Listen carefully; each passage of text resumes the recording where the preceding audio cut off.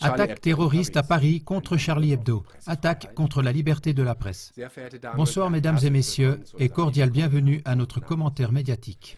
Le 7 janvier 2015, 2 tireurs fous lourdement armés, cagoulés et bien entraînés ont pénétré dans les locaux de la rédaction du journal satirique Charlie Hebdo à Paris et ont exécuté 12 personnes, dont 8 journalistes et 2 policiers.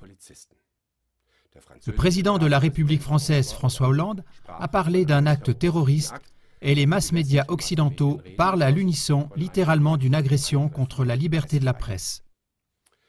Le journal satirique Charlie Hebdo était connu pour ne connaître aucune limite lorsqu'il s'agissait d'outrager l'islam ou l'Église catholique. C'est ainsi qu'en 2006, Charlie Hebdo avait publié les caricatures danoises très controversées de Mahomet et qu'il a été en procès avec l'Église catholique un nombre innombrable de fois.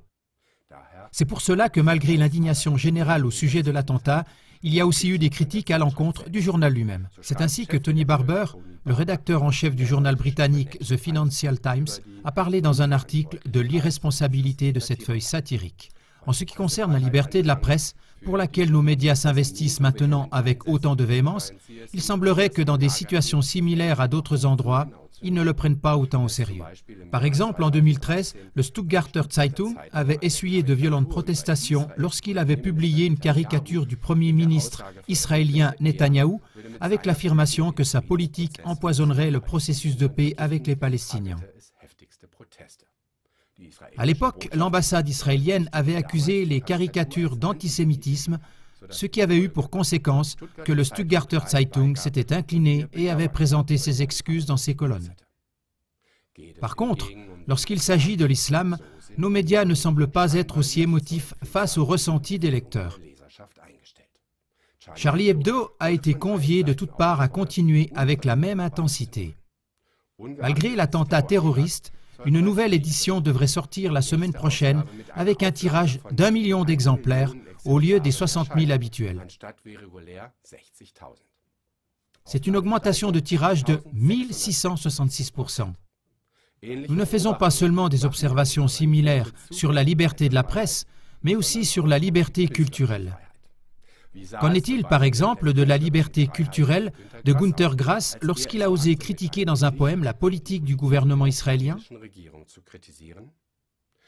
Les mêmes médias allemands qui s'investissent pour la liberté de la presse lorsqu'il s'agit de l'islam n'hésitent pas à critiquer Grass de la manière la plus abjecte et à le traiter d'antisémite. Pourquoi 2 poids 2 mesures lorsqu'il s'agit par exemple d'une autre religion ou d'un autre pays? Liberté de la presse, liberté culturelle. Liberté semble être un terme utilisé de façon très individuelle selon qui le dit ou de qui on le dit. Dans l'émission qui va suivre, nous voulons répondre à la question de savoir si l'attentat de Charlie Hebdo à Paris était vraiment un attentat terroriste des islamistes fondamentalistes ou s'il pourrait s'agir éventuellement une fois de plus d'une opération sous faux pavillon. C'est en ces termes que je vous quitte et passe l'antenne au studio de Hanovre.